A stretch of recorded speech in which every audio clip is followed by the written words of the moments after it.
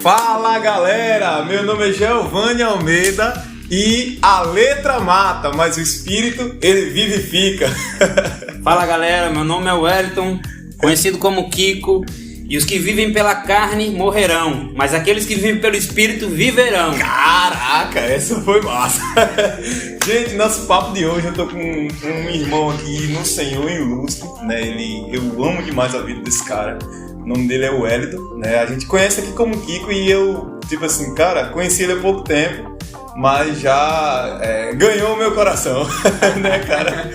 Ganhou o meu coração e é um irmão precioso no Senhor. Hoje vamos bater um papo sobre teologia, né? Sobre o que é teologia, sobre estudo de Deus, né? Poxa, o cara estudar Deus, né? E por que a gente vai bater esse papo? Porque ele, né, o Kiko, vou chamar de Kiko aqui, né? Os mais chegados, né? Você que tá ouvindo aí o Mesa, Comunhão e Prosa, vai se achegando aí conhecendo ele, né? Mas ele acabou de se formar agora e ele vai contar um pouco aí, né? Sobre essa carreira, sobre essa jornada aí do estudo um pouco mais profundo das Escrituras e do conhecer o Senhor e compartilhar as experiências, vai nos edificar aí com a história de vida dele, né? Mas queria que você se apresentasse, cara. Se apresenta aí pro público aí, né? Para o pessoal que tá nos ouvindo. Meu nome é Wellington, todo mundo me conhece por Kiko. E desde quando eu me converti, eu tive o desejo de conhecer mais de Deus, né? Passei todas as coisas, as circunstâncias da vida aí, cheguei num ponto que eu disse, não sei o que fazer da minha vida não, até que eu conheci o Senhor, né?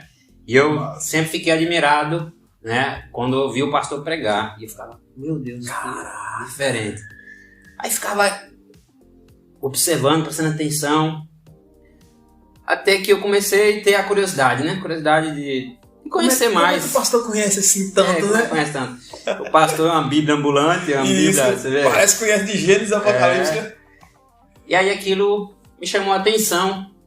E eu quis também, não como uma satisfação própria, mas porque eu entendi que a gente precisa conhecer bem a causa daquele, Jesus Cristo no caso, ao qual nós somos ministros do Evangelho.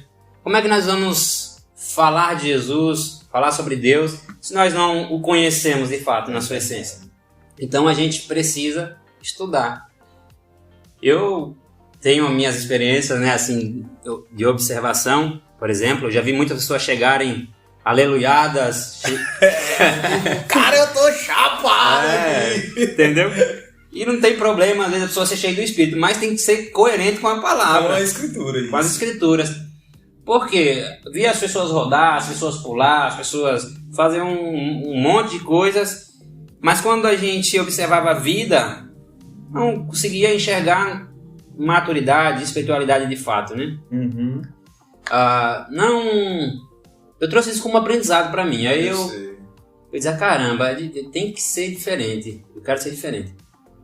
Até porque, cara, tive assim uns desafios. Sim. Na caminhada aí Quantos anos? De teologia. Assim, quando iniciou, desde que você teve esse desejo no coração de conhecer mais de Deus, vendo esse quadro, né? Tipo, cara, o evangelho no Brasil tá um negócio, né? E tipo, cara, eu preciso conhecer mais de Deus. Então, desde que esse anseio no seu coração começou, tem quantos anos aí que você vem se dedicando na verdade, ao ensino, né, e ao estudo sistemático, se a gente fosse dizer o que é teologia, né, um estudo sistemático da pessoa de Deus. A gente não vai conhecer por um todo, né, não, é impossível conhecer alguém, um ser que é infinito e eterno como um todo, mas as palavras que nós podemos dizer que a teologia é o estudo sistemático de Deus, da pessoa de Deus, do ser humano e de toda a criação. Então, desde que você começou esse anseio no seu coração, tem quanto tempo aí? Conta aí pra gente aí do podcast aqui. Isso, exatamente o que você está dizendo. Teologia é um termo grego, né? Isso. Do Theos, que quer dizer Deus, e Logos, que quer dizer palavra ou ciência. Ciência. Isso. Então estuda sobre divindade de Deus, sobre atributos, sobre os seus feitos, né? Sobre a criação, coisas que nós não vemos fora desse contexto, né? Quando nós estamos no mundo, nós não vemos. O meu tempo de estudo o seminário teve a durabilidade de 4 anos. Top, cara. 4 anos. E foi desafiador. Não foi fácil, não. Porque assim, eu vim num contexto, assim, que eu não gostava de estudar, não tinha o hábito de estudar. E para você passar agora a ter uma obrigação, lógico que eu assumi isso, eu quis, né? Então, ele tem as suas demandas, a gente precisa trabalhar, chegar cansado de estudar, porque você tem um compromisso. Eu cansei de ver o pessoal se divertindo e eu virando a noite para fazer trabalhos, entendeu? Para entregar tudo no prazo. Mas foi assim, eu senti o desejo, depois de um tempo já convertido, falei com o pastor, porque esse é o primeiro passo que todos nós precisamos dar quando a gente tem essa inclinação, esse desejo, né? Sujeitar os nossos líderes, sobretudo o pastor, porque o pastor é o homem maduro, aquele que conduz a igreja, que Deus capacitou e deu à igreja para a sua edificação. Então, o primeiro passo de quem quer fazer teologia é sujeitar ao pastor. Porque assim, o pastor, além dele nos mostrar um caminho, além dele nos aconselhar com maturidade, com sabedoria, ele sabe quais são as escolas, né, confiáveis. Eu, por exemplo, como eu congrego aqui na denominação batista, eu fui para uma escola batista. Não comecei a princípio numa escola batista. Eu fiquei sabendo, na época que abriu aqui um curso de teologia, aqui em Tobias do Arreto, na Assembleia. Sim. Aí eu comecei com um pastor, eu e mais outro irmão, o Yuri Tebet, que se formou agora também. E aí a gente foi para lá. Eu não lembro o tempo exato, acho que fiquei uns 2 ou 3 meses lá. E abriu aqui o polo do Seminário Batista, né, o CT Base, aqui em Lagarto. Pertinho. Isso, aí começamos com o pastor e fomos para lá, né, porque já estava mais próximo da nossa realidade de fé, né? Da confissão de fé. Da confissão de fé. A denominação, né? Proclama, né? Vive isso. Porque sempre tem alguns pontos que divergem, né? Não tem pra onde fugir. Tem alguns pontos que a gente diverge. E é isso. Cara, massa. Gente, vocês talvez não estejam vendo, mas ele é um jovem, né? Kiko aqui é um jovem, cara, que é um jovem dedicado ao Senhor, ama a Deus de todo o coração. Isso é nítido na dedicação, nas palavras, né, no cuidado com o seu próximo, né? E eu queria, tipo assim, cara, fazer uma pergunta a você, assim, relacionada até à juventude, né, como você é uma pessoa jovem, né, que acabou agora o seminário, né, concluiu, graças a Deus passou os 4 anos. Como é que você vê, assim, a teologia na juventude atual? Como que você enxerga, assim, a teologia hoje, os jovens hoje, né, em relação a esse tema aqui que a gente está tratando? Jovens em relação à teologia. Como é que você vê? Né? É o seguinte, lá em 2 Timóteo, capítulo 3, verso 16, vai dizer que a Bíblia, né, que toda a Escritura é inspirada por Deus, é útil para o ensino, para a repreensão, para a instrução na justiça, para que todo homem de Deus seja apto, né, e plenamente perfeito para toda boa obra. E isso inclui também os jovens. Isso. Né? Eu acredito que nisso. Também tem um Provérbios, lá, Provérbios capítulo 8, que ele vai dizer que aquele que se afasta de Deus agride-se a si mesmo. Então, caraca, as Escrituras são uma carta de amor de Deus para nós. Que assim, a Escritura ela tem poder de transformação e de plenitude quando nós praticamos. Quando nós deixamos ela aberta no estante, ou em qualquer móvel da nossa casa, Salmo 91, 23, ela não tem serventia, porque ela não transforma a minha vida, porque eu não me relaciono com ela.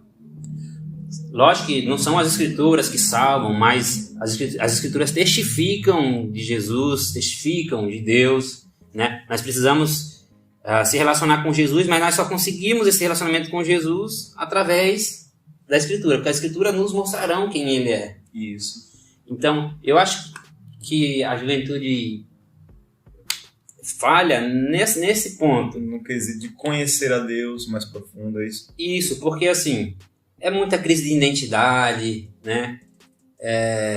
Não sabe o que quer, como profissional, é crise de ansiedade, é crise de depressão, são uma série de problemas, né? De adversidades que vêm. E eu creio que tudo isso é fruto de não conhecer o Senhor na sua essência, né? Conhecer o caráter, o amor de Deus, e de não descansar o seu coração nele, né? A gente, principalmente jovens, é um turbilhão de coisas, a gente pensa 1000 coisas ao mesmo tempo, a gente quer um monte de coisa, né? Pensa que onde a gente vai estudar, com quem vai namorar, vou me casar com quem? Vou me casar com quem? É o tema atual. O que eu vou fazer? O que eu vou fazer na faculdade? E tudo isso é bom pensar sobre isso, mas assim, é importante a gente estar debaixo dos conselhos de Deus, dos cuidados de Deus, dos princípios de Deus. Isso. Então acho que falta isso, né?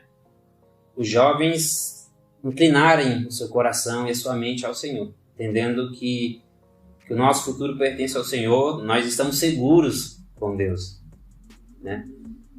Glória a Deus, meu irmão. E talvez, não sei se aqui no ciclo aqui da cidade, né, de Tobias Barreto, mas há um clichê que, tipo, teologia não é só para quem é mais velho, né? Quem tem chamado para pastor. Não, eu não tenho chamado para pastor, né? Então eu vou estudar nada, né? Então, mas, cara, tem um livro de R.C. Sproul que ele diz que somos todos teólogos, né? De alguma forma você porta a verdade da Escritura. Então, independente de quem você é e do que você exerce para o Senhor, você precisa de alguma forma conhecer esse Deus mais profundo. Exato. Né? Tanto que, por exemplo, os reformadores, na época da reforma, no século XV, né, no início do século XV, tipo Lutero, né, Zwinglio, mais à frente Calvino, depois Spurgeon e muitos desses, e dos demais reformadores, começaram a sua vida de dedicação das Escrituras na juventude, cara. Então, tipo assim, a gente se espelha nesses homens de Deus que deixaram um legado, mas e hoje? O que é que a gente está fazendo hoje? Né? Exato. É um pensamento totalmente equivocado, assim, errado, danoso. Esse pensamento isso. Tipo assim, eu só vou me dedicar ao Senhor, não fala nem ao Senhor, às vezes é um entendimento errado do que é a igreja. A igreja, quando eu chegar a uma certa idade, né? Depois que eu aprontar muito, aprontar pra caramba, eu vou lá ser salvo. Isso. Né? E tá errado, assim, porque eu não lembro quem foi o autor da frase, mas diz o seguinte, que o vazio que nós temos no nosso coração é do tamanho de Deus. É algo mais ou menos assim. E assim, a gente busca muitas coisas e nos oferecem muitas coisas, né, no mundo, só que não falam das suas consequências. E assim, quando nós aceitamos a Cristo, nós somos perdoados dos nossos pecados, mas muitas vezes nós temos que viver com consequências da nossa vida distante de Deus, né? Com problemas que nós adquirimos no mundo por andar tão distante de Deus. Então hoje, eu tenho a oportunidade de andar assim, eu tenho um sobrinho de 14 anos, hoje eu lido bastante com jovens, e eu falo, cara, o Senhor é sempre a melhor escolha. Porque a gente não pode confiar em nós mesmos, no nosso coração, que como diz Jeremias 17:9, que o coração do homem é mais enganoso que qualquer outra coisa. Quem pode curá-lo desse mal? Né? E assim, então são muitas ofertas, né? São muitas ideologias que são apresentadas às crianças, aos jovens, que não são colocadas na balança, né, para pesar, para ver as suas consequências que vai dar. E o jovem, por ser impulsivo, né, ele age por impulso, por emoção, no calor do momento, como diz você. E aí ele acaba fazendo besteira, e não só várias besteiras, e às vezes uma dessas coisas uma dessa atitude que ele toma, talvez pode custar caro para ele, entendeu? Assim, por longos anos, talvez até a vida toda. Então, quando Deus fala, não é porque Deus ele é carente de nós, mas porque Deus, soberano, né, como ele é o alfa e o ômega, o princípio e o fim, ele sabe que que o melhor para nós sempre é Ele. Nós estamos seguros na sua presença, né? Como criança, hoje os jovens não aproveitam mais a sua juventude, né? Eles querem burlar os processos, não querem viver, né? Eu lembro que na minha infância eu vivi muito, cara. Brinquei muito. Assim, eu fiz tudo no tempo certo, assim, né? Nesse quesito de brinquei. Hoje eu vejo jovens, às vezes, querendo namorar com 12 anos de idade. Aí eu falo, meu amigo, vai brincar, vai estudar, vida, vai fazer outras coisas. Deixa isso para quem tem condições de assumir, né? Porque a gente vê, assim, tantas coisas erradas nesse ponto, a gente falando aqui da questão do namoro, que querendo ou não é o que os jovens começam, assim, chegar ali na puberdade, a mudança do corpo, e começa, né, ver todo mundo namorando na escola, a pressão social, os tios, cadê sua namoradinha? A primeira pergunta, a gente chega numa roda de conversa aí, e aí, já casou? Cara, isso é... Caramba, a pessoa só pensa em relação ao casamento, cara. E a gente percebe isso, assim, porque você vê as crianças indo bem, e quando ela passa, assim, por esse processo da puberdade e por esse novo mundo que lhe é apresentado, é como se fosse assim, ó, tá aí tudo disponível para você. Assim, eles embarcam assim, se ele não tiver... Esquecem do Senhor. Se não tiver, assim, sido fundamentados, assim, no Senhor, se eles não forem de uma família que ame o Senhor, que eles olhem ali os exemplos do seu pai, dos seus irmãos, os exemplos bons e os exemplos ruins, né? Porque nem tudo são flores, a gente passa também por coisas ruins. Então, eu acho assim, o conselho que eu dou aos jovens, partindo desse ponto, é que eles confiem mais no Senhor. Saibam que o Senhor os ama mais do que eles mesmos. O Senhor me ama mais do que eu mesmo me amo. O Senhor me ama mais do que a minha própria mãe, que eu sei que me ama, não tenho dúvida alguma. Me ama absolutamente mais do que a minha mãe. Deus ama qualquer ser humano absolutamente mais do que qualquer amor de mãe, que a gente sabe que é incrível o amor de uma mãe. A mãe é capaz de dar a vida pelo seu filho, né? Ainda assim, Deus nos ama mais do que a nossa mãe. Caraca, isso é lindo demais. Gente, você não sabe a alegria imensa que eu tô aqui em ouvir isso, né? Isso nos traz esperança. Estar sentado de frente com um jovem que ama o Senhor. Isso é maravilhoso. E, Kiko, em relação à área teológica, né, você me falou que iniciou há 4 anos atrás e você deu até um spoiler aí sobre um pouco de dificuldade, né? Mas, cara, se você pudesse listar, tipo, 3 ou 2, assim, dificuldades mesmo encontradas ao estudar, né? Tipo assim, dificuldades encontradas ao estudar materiais teológicos, né, relacionado às escrituras mesmo, de algo sistemático. Teve alguma dificuldade suas logo de início ou no decorrer, assim, de questão de entendimento, de compreensão, né? Você lembra algumas vezes que você, cara, isso aqui está pegando.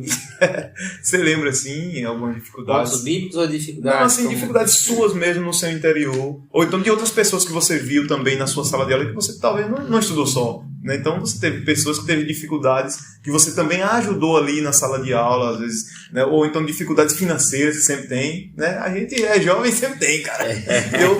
Assim, alguma dificuldade, listei algumas, né? Então, como eu antecipei no início, assim, a questão da disciplina. Como eu fui um cara sempre indisciplinado, eu sempre fui a minha vida inteira, a disciplina conta bastante. Fazer um TCC. Nossa, meu Deus. Meu Deus. Só Deus na casa, viu? Não é de Deus não, viu? TCC, viu? Manda ver. Cara. Mas então, cara. Então, a disciplina conta bastante. Eu acho que eu tardei em aprender a ser disciplinado, né, em questão de estudo. E aí é que eu digo, a nossa vida demanda muitas coisas, né? A gente trabalha, a gente tem família, a gente tem, às vezes, algum problema de saúde, seja uma dor de cabeça ou outras coisas que às vezes não... A igreja também, né? Queira que não, a gente serve, é um corpo de Cristo aqui, uma comunidade de fé local, então tem momentos que a gente vai estar dedicado à igreja. Isso, a igreja, também. Porque assim, não sei nos outros lugares, mas aqui o seminarista, ele é tudo, mesmo. É tudo, cara. Ele faz tudo. Ele limpa, ele pinta, ele quebra, ele é líder de evangelismo, ele é líder da escola bíblica dominical, top. Ele é líder de louvor, ele faz tudo, meu irmão. Aqui o seminarista tem que estar em todos os lugares. Já é na prática, tá ligado? Já tá. Saiu do curso, você já tá... Então, primeiro ponto é disciplina. Eu apanhei bastante em questão da disciplina, até aprender a ser disciplinado. Eu precisava fazer uma tabela, colocar todos os meus horários ali certinho, do que eu faria no dia, né? O tempo que eu iria trabalhar, o tempo que eu iria estudar, o tempo que eu iria fazer outras coisas, que senão eu não conseguiria dar conta. Teve outro ponto, assim, além da disciplina? Questão financeira também. Caraca. Mas a questão financeira... Tem que comprar livros, né? Tipo, estudar bastante também, né? Isso, o que nos foi sempre aconselhado, tanto pelo pastor como o seminário, é que a gente precisa ler. E assim, hoje eu dou esse conselho aos jovens, leiam, né? Busquem ler. Liga aí, viu, galera? Você que tá ouvindo. Porque nós somos sustentadores da verdade, né? E as pessoas são íntegras naquilo que elas dizem, que excluem Deus, mas elas são íntegras assim, naquilo que elas creem. Elas matam e morrem por aquilo. E muitas vezes nós negligenciamos isso. Nós não matamos e morremos pelo aquilo que cremos. E a gente só pode dar ao outro aquilo que a gente tem. Se a gente não tem nada, se espremer a gente... Como uma esponja. Sim. Se você espreme uma esponja, ela só vai sair o que ela absorveu. O que ela absorveu. E eu vejo, assim, muito importante a leitura, porque a gente tem um ministério grandioso, que é o Evangelho, né? Ao qual nós somos ministros, e muitas vezes nós negligenciamos. Nós não buscamos afinco a estudar como deveríamos, conhecer a Deus, né? E ler também outros livros, né? Outros tipos de conhecimento, porque em Colossenses capítulo 2, verso 2 e 3, vai dizer que em Deus habita toda a riqueza de conhecimento, né? E de inteligência. E assim, a gente precisa ter o que compartilhar com o nosso próximo. Exatamente. Entendeu? A gente tem que abençoar o nosso irmão, o nosso próximo, com conhecimento. Porque o que nos destrói como cristãos ou não cristãos é a falta do conhecimento, né? Então a gente precisa desenvolver, porque não é uma cultura brasileira, né? A gente não tem essa cultura da leitura, né? A gente vai pro colégio, né? Aí chega lá, cara, e tá aula chata, não quer estudar, não quer ouvir o professor, não quer escrever, né? Então a gente já cresce, né? Desde criança, sendo ensinado que estudar é ruim. A gente tá em todos os lugares ali, menos ali. Menos na sala. Menos na sala. Você tá sentado ali, sua cabeça vai em todos os lugares. Doido pra sair pro recreio, ver a namoradinha do colégio, né? Doido pra sair jogar videogame, jogar bola, aula de educação física, que era, no caso, eu, né? Então, tipo assim, cara, eu também sofri a duras custas essa questão da disciplina da leitura. Meu Deus do céu. Então, assim, a gente demorou, pelo menos no meu caso, que eu demorei um pouquinho pra conhecer Jesus, né? Mas essa juventude, essa galera que tá vindo agora, nova, é o conselho que eu dou. Arrebenta, leiam. Meta a cara em livros. Não percam tempo com coisas boas, passageiras. A gente precisa ganhar almas para Jesus. A gente precisa crescer, né? Amadurecer. Porque assim, nas escolas, como você citou, infelizmente a realidade é essa. Eles fingem que ensinam e a gente finge que aprende, né? Mas isso é danoso pra gente. E como a gente muitas vezes não é incentivado a buscar, porque, vou estudar pra quê? Nem vou usar o estudo lá fora, né? Uhum.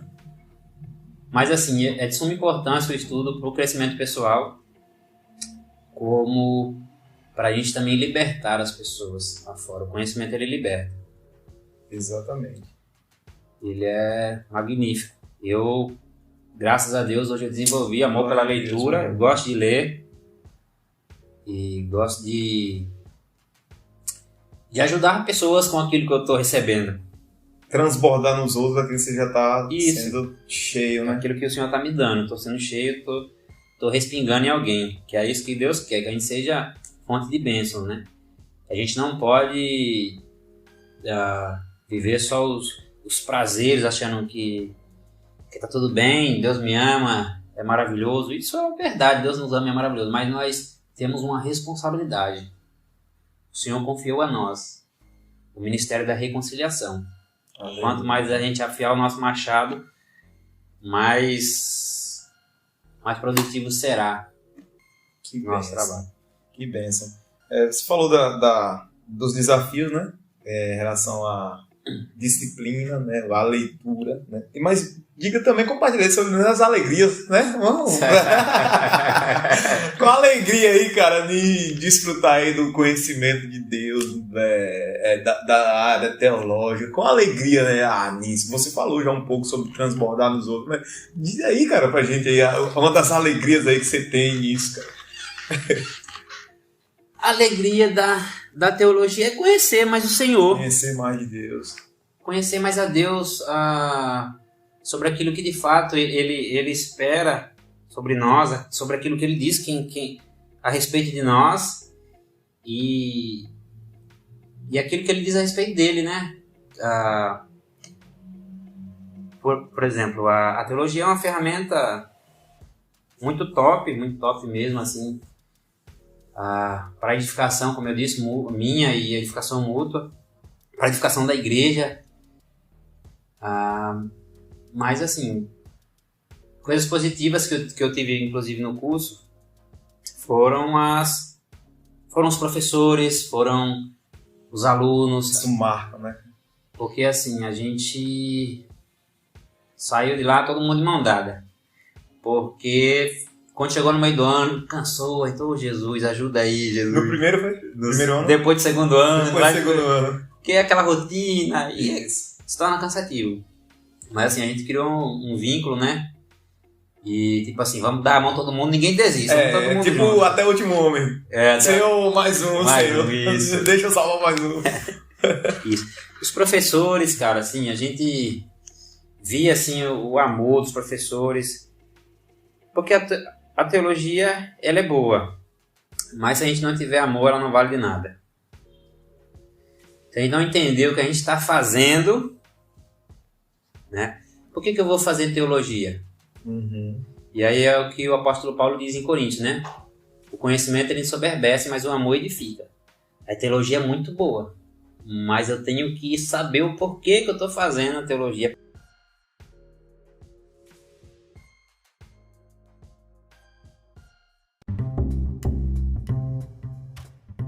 Então a teologia foi bom para mim para desconstruir muitas muralhas que eu tinha.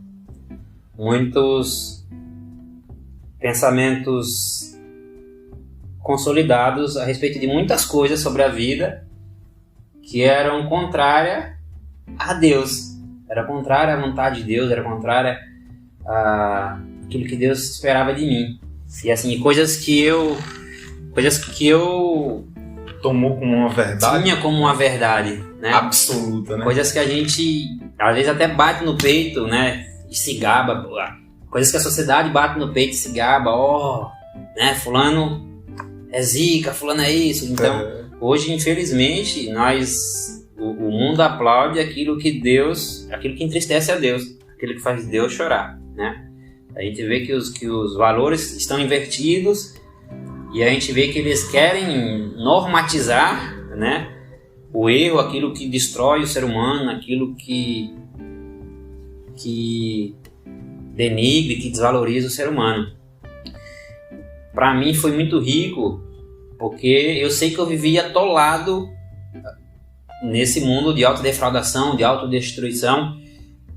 E assim, eu costumo falar, né, pra galera quando eu encontro um doidão da vida aí, eu falo, cara, para pensar, velho. A gente bate no peito, se gaba de muita coisa, mas a gente não tá sendo sábio, porque a gente paga para se destruir, a gente gasta nosso tempo, nosso dinheiro com coisas que vão passar, né? Coisas que vão nos fazer mal, porque uma hora a conta vai chegar, a gente tem que ser realista. Sempre chega, né? Uma hora nós compareceremos diante do tribunal de Cristo. Sendo você conhecedor da palavra ou não adianta ignorar. Jesus diz em Mateus 7, né, que fala sobre o homem prudente e o homem insensato. O homem prudente é aquele que cavou profundo vale e lançou seus alicerces sobre a rocha. Então, assim, aquele homem, ele gastou seu tempo, suas energias, né? E aí Jesus explica ali que veio o vendaval, veio chuva, veio tudo. E aquele homem que foi prudente, né, ele ficou seguro.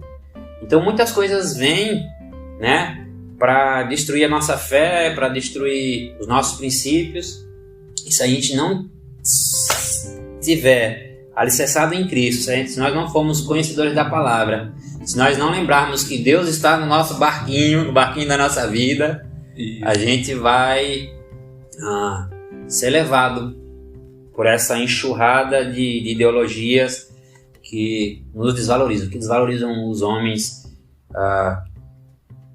e que nos distancia de Deus e que, no final das contas, no final de tudo, né, nos separa de Deus. Na verdade, nos separa hoje, né? Porque Provérbios, capítulo 12, verso 13 e 14, diz que há caminhos para o homem que parecem corretos, mas o final é caminho de morte. Até no riso terá dor o coração, e o final da sua alegria se transformará em tristeza. E isso é realidade. E assim, eu louvo a Deus, eu sou muito grato a Deus pela oportunidade que eu tive de cursar teologia. Louvo a Deus porque eu tive pessoas que me apoiaram, né? Glória a Deus, né? Que me sustentaram financeiramente, que acreditaram em mim. Em você. Louvo a Deus porque eu tive pessoas que, quando eu estava cansado, seguraram minha mão e disseram: vamos embora, vamos lá, tamo junto. Querem desistir, cara. Cansado, Porque a gente cansa. Se você vai fazer, humanos, né? se você vai fazer qualquer outra universidade de medicina, você vai fazer engenharia, qualquer outra coisa, aquela rotina ela é cansativa. Chega no meio do caminho, você começa, né? Porque a gente é muito bom na iniciativa, mas na acabativa a gente é terrível. Então é isso, cara. Eu fui muito enriquecido pelo curso de teologia, né? Cara, baseado nisso que você está falando, eu lembrei de um irmão, um escritor. O nome dele é A.W. Tozer, e ele escreveu um livro chamado O Conhecimento do Santo. E nesse livro, ele fala algo interessante. Conhecer a soberania de Deus é como você ser um carvalho no meio dos vendavais da vida. Ou seja, você conhecer a soberania de Deus, você encontra um lugar seguro. Encontra um lugar seguro. Então, baseado no que você está falando, essa frase eu creio que se encaixa muito bem, né, nessa questão de tantos vendavais da vida, né, que vêm para derrubar as estruturas superficiais que nós construímos aí ao decorrer do tempo, né, como o homem da casa na areia, e os vendavais vêm. Cara, se você não estiver firmado na rocha, no Senhor, na soberania de Deus, no Senhor, conhecendo mesmo pouco, mas assim, como Ele é, né? Você pergunta para as pessoas hoje: quem é Deus? Não, Deus, aí fica assim meio tateando. Deus é amor, mas e é só amor? Né? E aí então, esquece a justiça. Quem é Jesus? Eu sirvo a Jesus, sim. Quem é Jesus? Né? Até essa questão do amor, assim, ela é superficial, né? Por exemplo, você pergunta do amor, não. Quando você pergunta o que é Deus pra você, Deus é tudo. Deus é meu tudo. Deus é meu tudo. Mas quando você pergunta o que é tudo, a pessoa não sabe explicar. É como se fosse um balão que você enche e você pega uma agulha, pum, acabou. Pronto. Estourou, já foi. É tudo pra você. Não tem nada, entendeu? Dentro desse tudo que elas argumentam. E, assim, a gente, infelizmente, fomos doutrinados erradamente, né? Uhum. Como nação brasileira, fomos doutrinados erradamente. Assim, não foi. Você falou do amor, Deus é amor, mas Deus é justiça também. A gente esquece da justiça, né? A gente prega muito amor. Um amor pautado naquilo que eu entendo, mas não naquilo que Deus é, não na sua essência, no amor ágape, né? E a gente pega assim, algo no meio do caminho seguro e constrói algo em cima daquilo. Isso. A gente não vai lá construir naquele que é o alfa e o ômega, né? O princípio e o fim, que é o Senhor conhecedor de todas as coisas.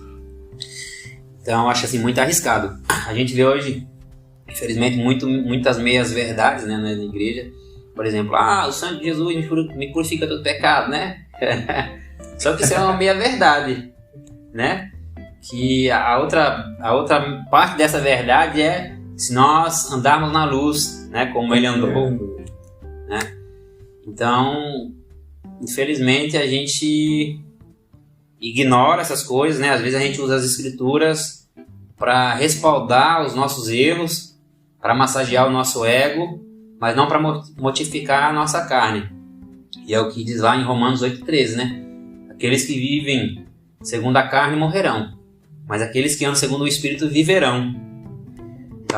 Romanos 8 também, do versículo 5 em diante, vai falar que aqueles que vivem de acordo com a sua mentalidade humana não podem agradar a Deus. Entendeu?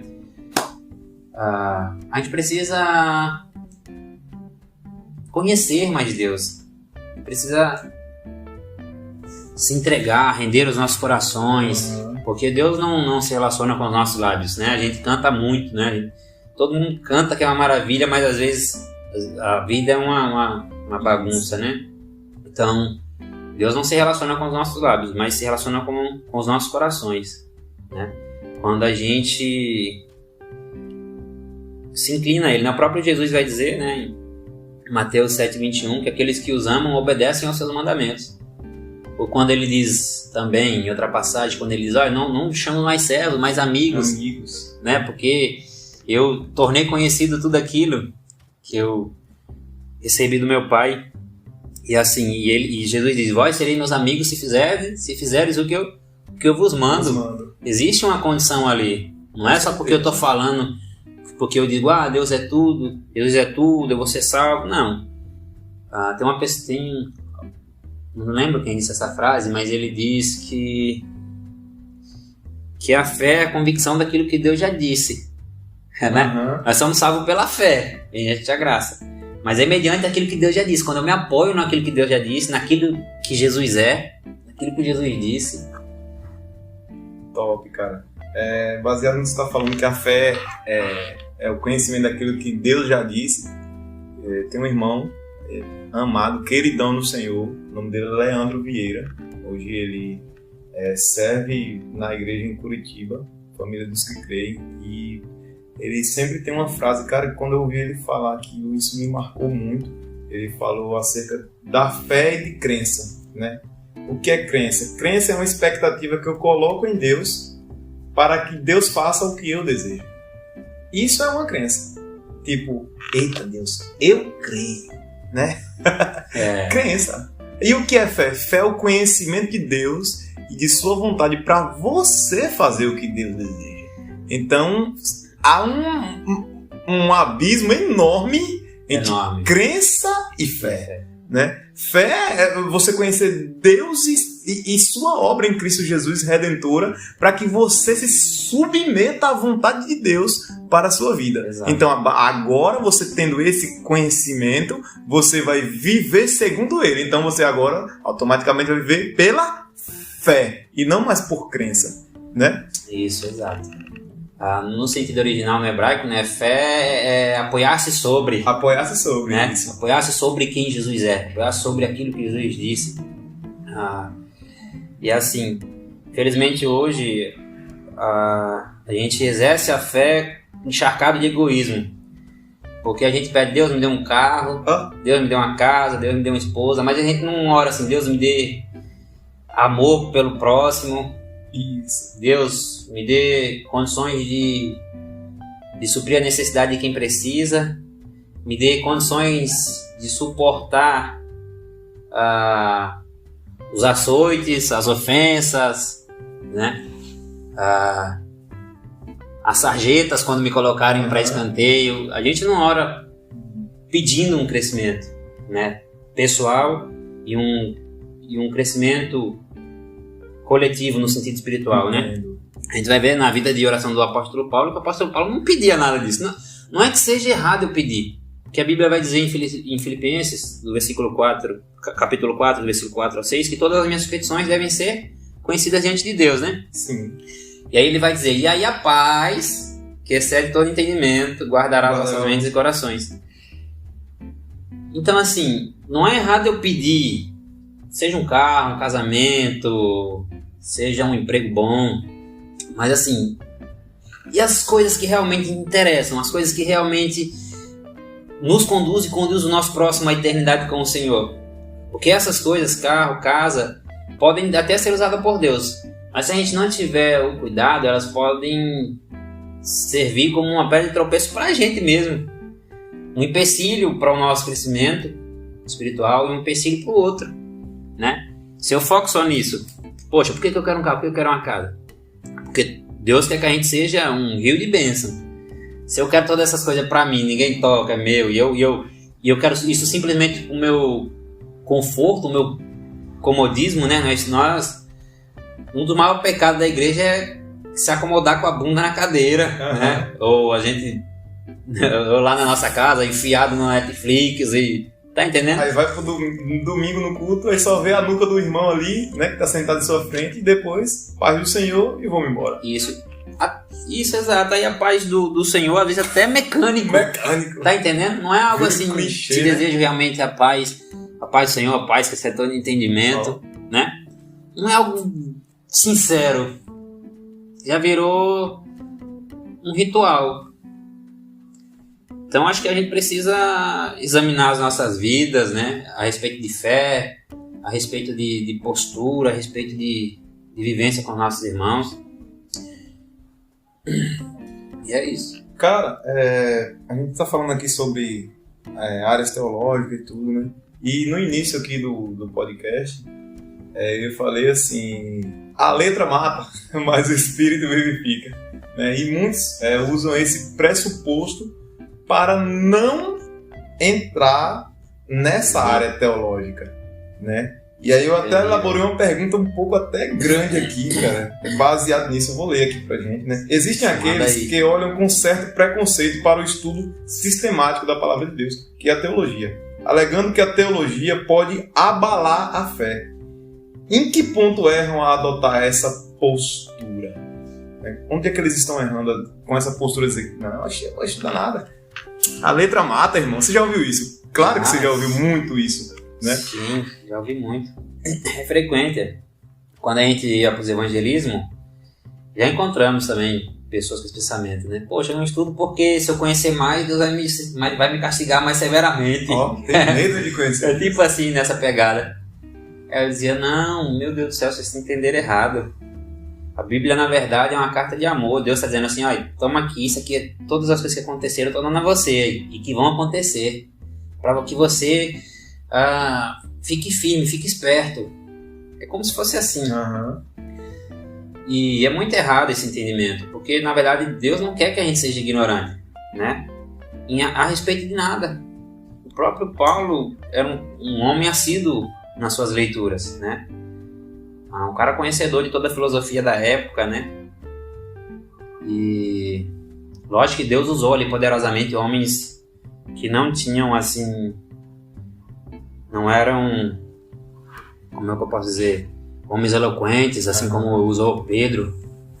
Não eram homens que eram, como é que eu posso usar a palavra? Tinha, assim, estudos mais, né? Tipo, isso, que não eram homens... dedicados assim a mais. Homens leigos, eram homens leigos, né? Tipo, um pescador naquela época, né? Tipo, o cara pescador não entende nada de algo teológico, fundamentos da fé, né? Deus pega esses e não faz conhecer, e aí escreve lá em Pedro, né? Que diz assim, crescei na graça e no conhecimento. Isso. Né? Aí você tira o leigo aí, que esse leigo aí, na verdade, foi errado, porque ele era um homem simples. Né? Porque não era um cara conhecedor, um cara que era aquele cara como o apóstolo Paulo era, da nata da sociedade, um cara que era habituado à leitura, às filosofias. O apóstolo Paulo, ele estudava para ser um doutor da lei. Já Pedro, ele ele seguia a profissão do seu pai, Isso. porque não lhe cabia mais ali a intenção nem o ofício de ser um doutor da lei, como era de cultura, né? Ali dos judeus. Então, ele já tinha sido descartado para essa possibilidade. Ele era um conhecedor, porque os judeus conhecem, né, a Torá, Com certeza. são conhecedores. Mas eu acho que esse ponto, esse tipo de entendimento, ele é danoso ao reino de Deus. Porque hoje nós temos inúmeros pontos de vista, achismos sobre a palavra, né? Inúmeros dogmas, placas de igrejas, né? E muitas passam longe De serem igreja de Jesus. serem igreja porque não entendem o que realmente Deus estava querendo dizer, né? Porque para a gente entender o que Deus quer dizer muitas vezes ali na Escritura, a gente precisa entender o cenário da época. Para isso a gente precisa de conhecimento.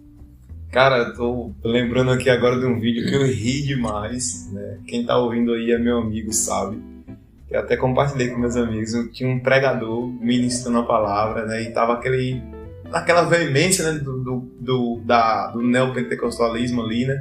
Da veemência de ministrar e tudo. Ele falando sobre Jesus e Lázaro. Aí, né, ele ali ministrando, e tinha uns irmãos no púlpito atrás, sentado, Sim. e ele com o microfone. E Jesus era o quê de Lázaro? Aí pegou e colocou o microfone para o irmão, cara, sentado no púlpito ali.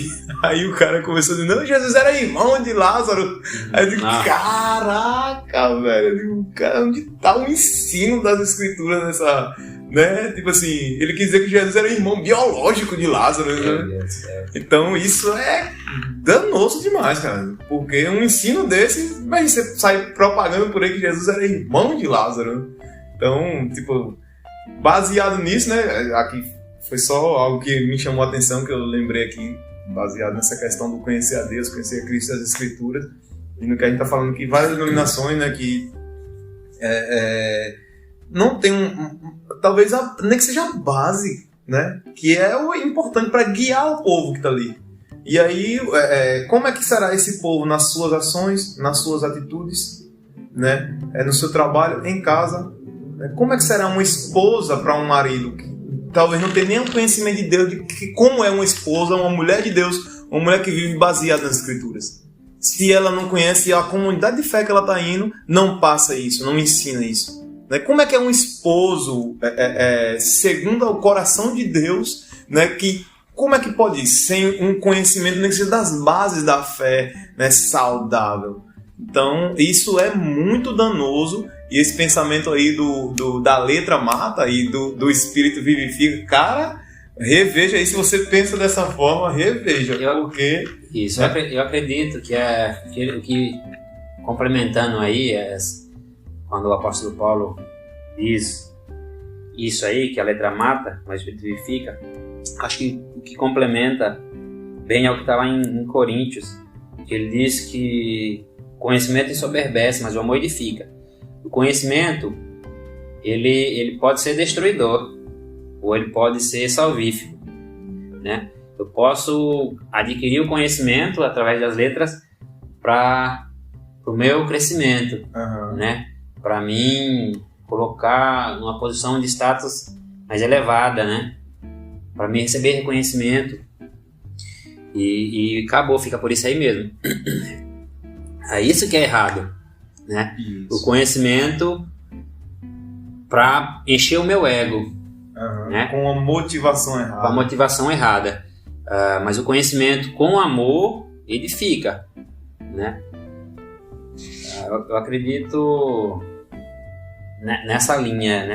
Não, Paulo não queria que o povo fosse ignorante, nem, né? Porque o próprio Deus diz em Timóteo, né, que Deus quer que todos sejam salvos e cheguem ao pleno conhecimento da verdade. Isso é maravilhoso. Partindo aqui para a reta final, cara, e baseado no que a gente está conversando aqui, você teria algum conselho para dar quem deseja seguir a formação teológica, principalmente nós somos jovens, né, a juventude que está nos ouvindo aqui, né, no canal aqui do Mesa, Comunhão e Prova? Você tem algum conselho, sabe, um conselho que você daria aí pra galera aí que tá nos ouvindo? Né? Então, o primeiro passo, se a pessoa, foi o que eu disse no início, ela tem essa inclinação, esse desejo, é procurar o seu líder, porque o seu líder vai instruir, vai mostrar a você o que você precisa, vai colocar-se à disposição também, né? Vai indicar uma escola de confiança, uma escola que a Bíblia seja a autoridade, né? Saber o que você está fazendo, porque você vai precisar ser uma pessoa disciplinada, né? E precisar acabar. Você quer iniciar, né? Como eu falei, a iniciativa e a acabativa. Não sei nem se existe essa palavra aqui, acabativa, mas precisa ter convicção do que a gente vai fazer, né? Porque uma coisa é você estudar teologia para o ministério, né? Você já tem convicção do que você vai ser, né? De algum ministério que Deus já te chamou, você sente no seu coração esse chamado. E outra coisa é se você quer conhecer, né? Só por conhecer. Mas assim, é importante, já que você vai seguir esses passos que eu estou falando, e se você tem esse desejo de conhecer mais, sujeitar o pastor, né? Ser disciplinado, buscar disciplina, né? Você ter horário de estudar, horário para fazer suas atividades, buscar as respostas nas fontes certas em homens que são homens de Deus, que têm bons testemunhos, né? Muitas vezes a gente vai buscar coisas em pessoas que estão vivendo aí a lavonter, que já negaram, né, negociaram o evangelho. Então também as fontes são muito importantes, fontes da onde vai buscar o nosso conhecimento. Mas é isso, meu conselho que eu dou quem vai seguir teologia é isso aí: faça com amor, se dedique, faça com excelência, busque fazer com excelência. Se tiver pesado, peça ajuda, porque nunca foi da vontade de Deus que a gente andasse só, né? E Deus quer que a gente cresça na graça e no conhecimento. Então é enriquecedor a teologia. Top. Então, galera, aqui foi o nosso episódio aqui do Conselho de um Jovem Teólogo.